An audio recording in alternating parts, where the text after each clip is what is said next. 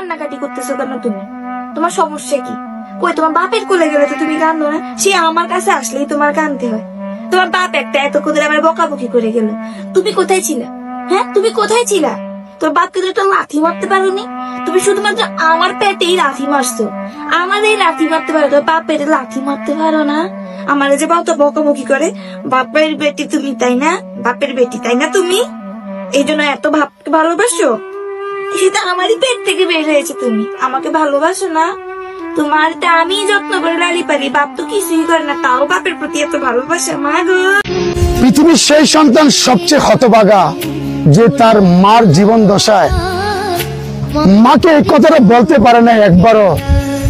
মাগো, তোমাকে বড্ড বেশি ভালোবাসে, কারণ এই পৃথিবীতে মার থেকে আপন আর কেউ হবে না, মার থেকে প্রিয় আর কেউ হবে না।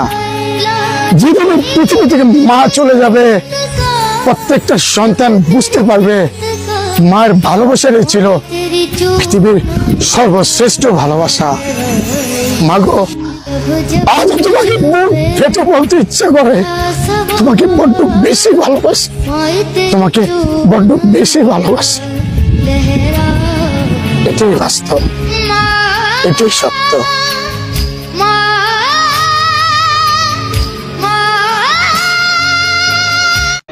এই বাড়িতে আজকে একা একা বসে থাকি ভাই, কাউরে ডাক দিতে পারি না ভাই। আগে বাড়িতে আইসাই একটা মায়ের ডাক দিতাম, পরানটা শান্তি হয়ে যেত ভাই। আর এখন ভাই কেউ রে ডাক দিতে পারি না, কারণ আমার তার মা নাই। আমি ভাই কারোর থেকে ভালোবাসও পাই না। আমার মা যেদিন চলে গেছে সেদিন সবার থেকে আমি ভালোবাসাও হারিয়ে ফেলছি ভাই। এই যে বাড়িতে এইসব বসে থাকি, রাত্রে খাই বা না খাই কেউ একবার বলো না যে খাইছিস কিনা, কোথায় খাই কি করি কেউই জানতে পারে না। তাহলে এইটাই কি আমার দুনিয়া ভাই?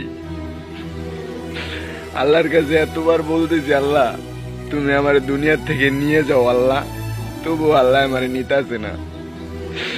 যেদিনকে আমার মা দুনিয়ার থেকে চলে গেছে সেদিনে আমার নিয়ে যাইত আল্লাহ। আমি এখনো বলি আল্লাহ আমার নিয়ে যাও, নিয়ে যাও, কারণ আমার মার কষ্টগুলা আমি সহ্য করতে পারি না। আল্লাহ ভাই ভিডিওগুলা শেয়ার করে দেন সবাই রে।